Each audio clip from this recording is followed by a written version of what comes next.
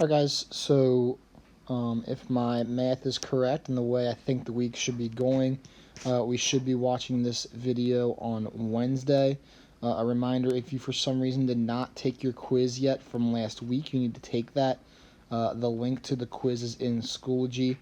You can just do that on a piece of loose leaf paper. You'll need a ruler. You can use the paper one that you have, and a protractor. You can use the paper one that you have to go ahead and complete that assignment, okay? So just make sure that if you haven't done the quiz for some reason from last week, you are completing that, okay? So here are your homework answers from yesterday. This is what you should have completed Tuesday night. All right, answers 17 through 20. When I get back, we are going to have a homework check. It's just easier for me to do that in person than it is for me to do that over Zoom or anything like that. So just kind of keep that back in your head. We are going to have a homework check here soon. You also are going to hopefully have a test at some point next week, okay? So just kind of keep that in the back of your head as well, that you will be having a test at some point next week. All right? So here are the answers to 17 through 20.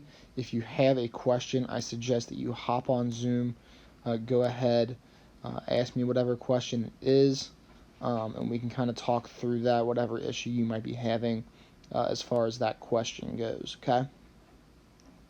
So there's that.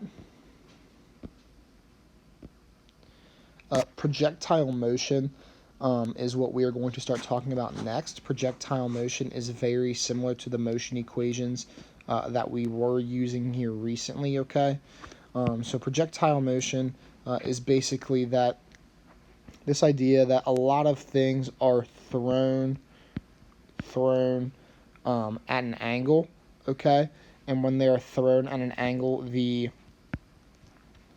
x and the y direction, okay, the x and the y direction are independent of each other as far as motion equations go. And we'll kind of work through an example here in a second, and that'll make sense, okay?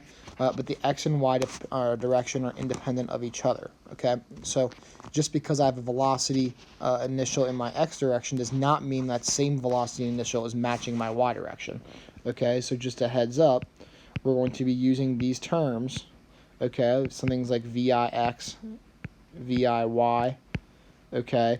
We're going to be using acceleration in the x direction and acceleration in the y direction, okay?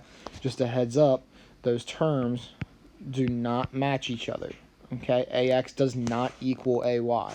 AX is different than AY. We are accelerating at a different rate in the x direction than we would be accelerating in the y direction, okay? So objects don't exclusively work in the x and y directions, okay? That's kind of a confusing statement. Let's just not worry about that right now. They're independent of each other, okay? The x direction is independent of the y direction. The only things that'll match will be delta t. So delta t in the x, delta t in the y will match each other, okay?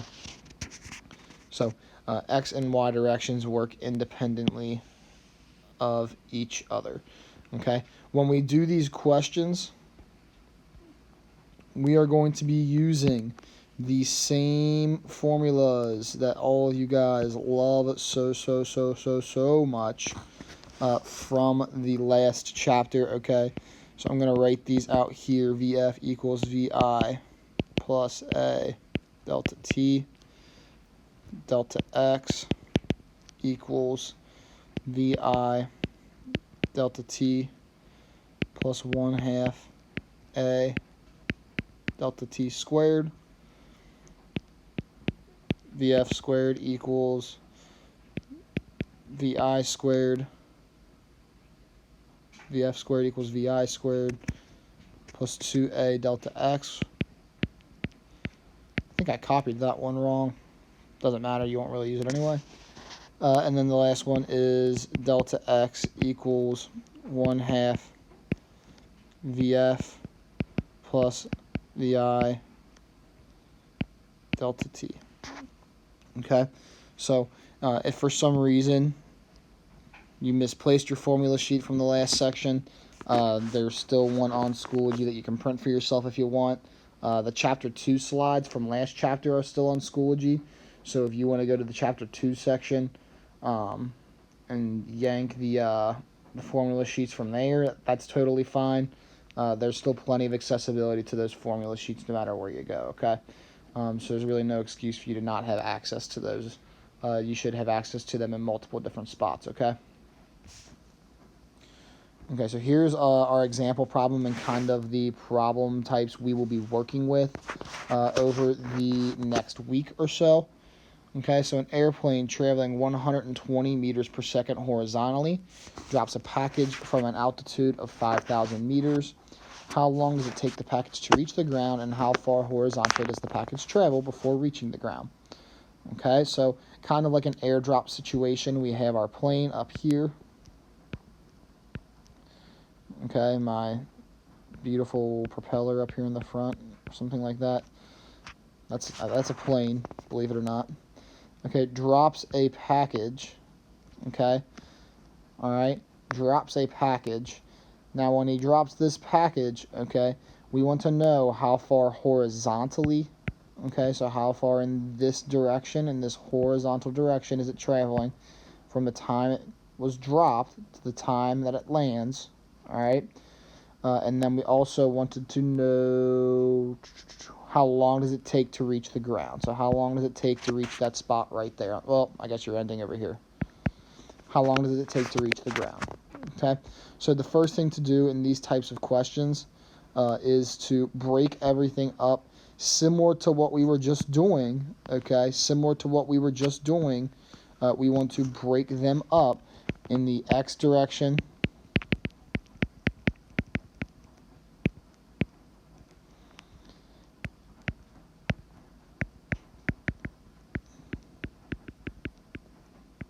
and in the y direction. Okay, so we want to break them up in the x direction and in the y direction. And similar to what we just did, okay, we are going to, similar to what we just did last chapter, we are going to go ahead and write out what we know. Okay, so delta y, VIY, A,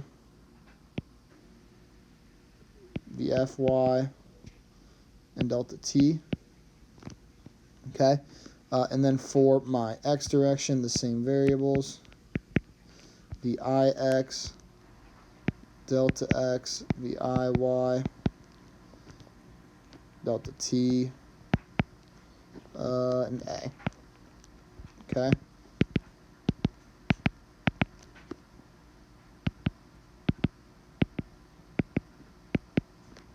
Okay, perfect. So now I need to write out what I know in the x direction and what I know in the y direction. Okay, so let's go back up to my question. Scribble again. So let's go back up to my question. An airplane traveling 120 meters per second horizontally drops a package. Okay, so it's traveling 120 meters per second horizontally. Okay, horizontally. That's telling me that my 120 meters per second is my VIX, right? Because it's traveling 120 meters per second horizontally. All right, so let's go ahead and write that in. We know that. Drops a package from an altitude of 5,000 meters. Okay, so my 5,000 meters is going to be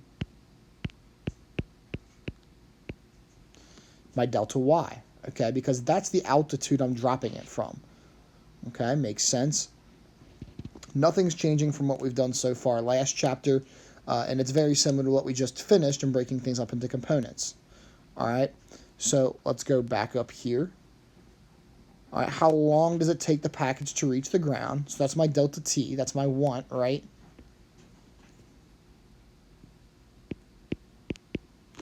So there's my delta t, there's my want. And how far horizontally does the package travel before reaching the ground?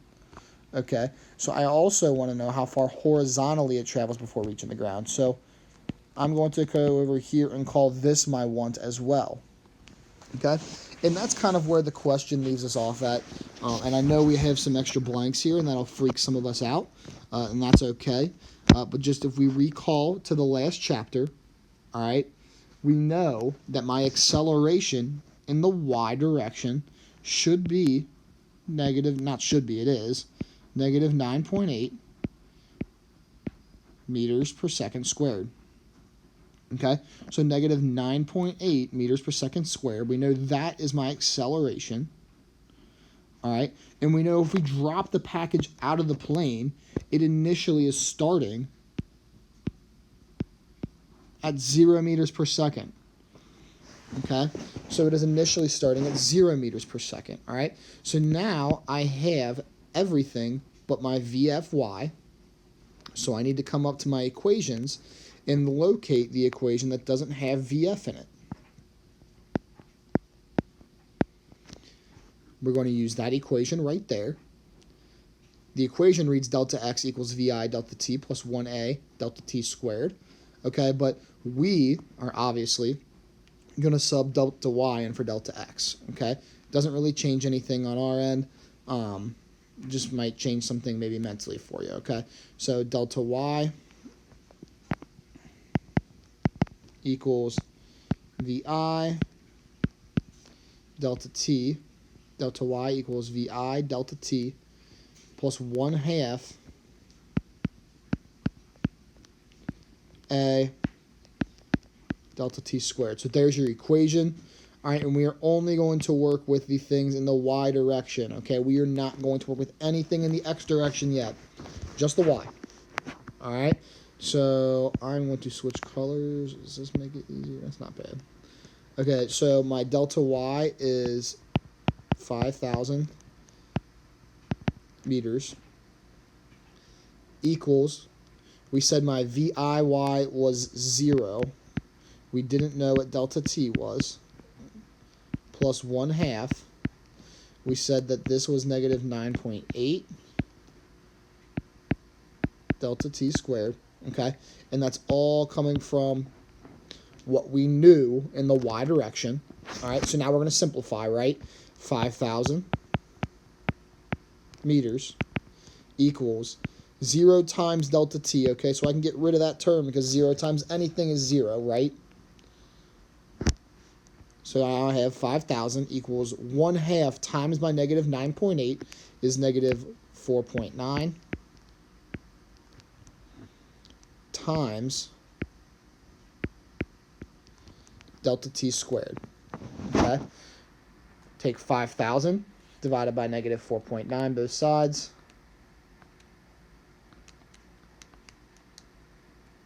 You'll get 1,020.4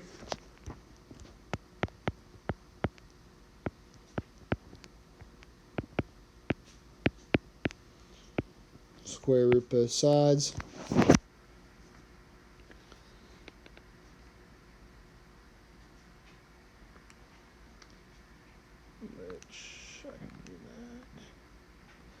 Should give you an answer of 31.9 seconds equals delta t. Okay, so I now answered my first part A, right? My first part was how long does it take the package to reach the ground? Okay, so that was my delta t. I found my delta t. All right, so I can go ahead and write that in up here, equals 31.9 seconds. Check mark, book it, send it. I am good to go, right? Okay, so I have my time. That's what I wanted for my first part of my answer. So we are halfway there now. Okay, we are halfway there. All right, so the important thing about these questions is that while my delta y is 5,000, that does not mean my delta x is 5,000. My VIY is 0. We notice that my VIY here is 120, okay? Notice how stuff is not matching up all around, okay? But the important thing to understand, guys, is that if I go back up to my picture, okay, it is going to take me the same amount of time to travel this arc, whether I'm in the x direction or I'm in the y direction, right? Like, it's going to hit at the same time. Okay? So my 31.9, okay, for my time, for my delta t carries over here. Okay? So my delta t carries over to the x direction. All right, so I now know my delta t is 31.9.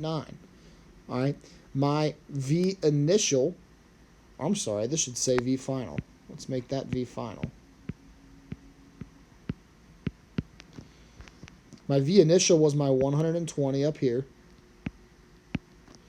Okay, we knew that. Delta x is my 1. If I go back up to my question, how far horizontally, okay, remember horizontally is in your x direction, so how far horizontally did I travel?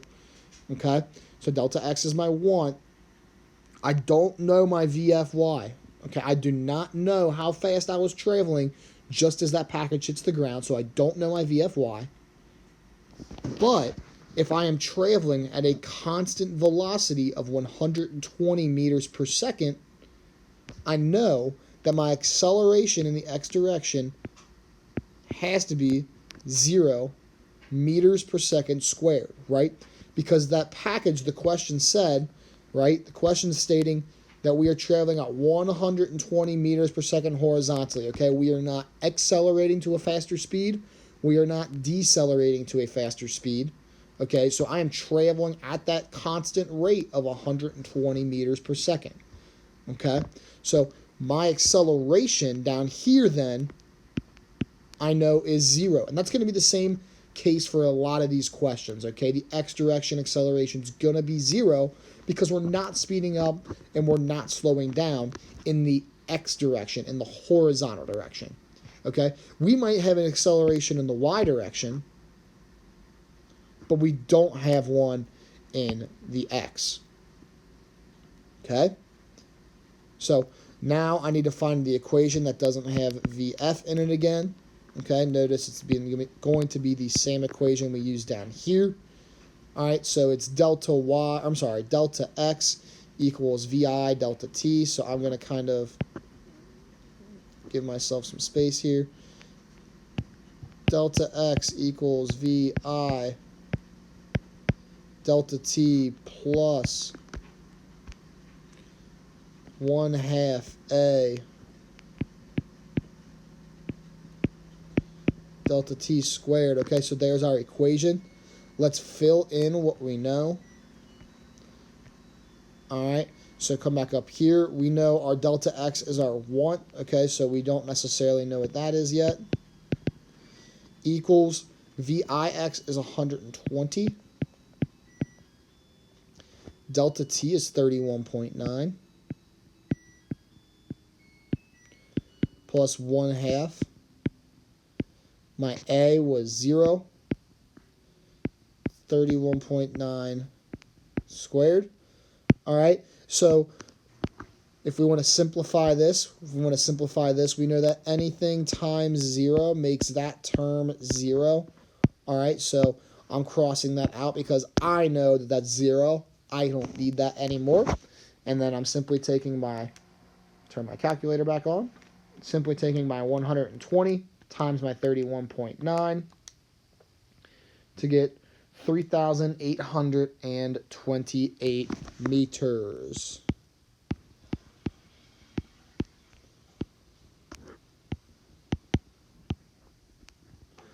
Box it, book it, send it.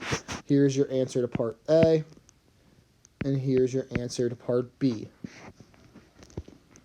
Okay, so reminder, X and Y direction independent of each other. We are able to carry that delta t between the X and the Y direction, and I'm hoping, assuming everything in my life goes normal for the next couple of days, that next week I can show you sort of a demonstration on the X and Y direction and how they're independent of each other. It's just going to depend on my availability and my ability to make it back for next week. If not, I might try to see if Mr. Radloff can take a video of his presentation, and maybe we can utilize that so you guys aren't missing out on a pretty cool activity. But yeah, so X and Y direction are independent of each other. This is projectile motion. All right, your homework for tonight is going to be questions 1 through 3. All right, questions 1 through 3. If you flip to the back of the packet, there is basically the next section of questions. Basically, we stopped numbering the last section at 20. Maybe it was, I think it might have been at number 20. And then this section starts getting numbered at 1 again. Okay, so questions 1 through 3 of projectile motion. If you lost your packet, there's a link to it on Schoology still. All right, make sure you're showing good work. If you have questions, hop on Zoom, ask me. All right. If you need your motion equations, go back to chapter 2 if you have to. Get your motion equations from there. All right. But outside of that, I hope you guys have a good day. That's all I got for you.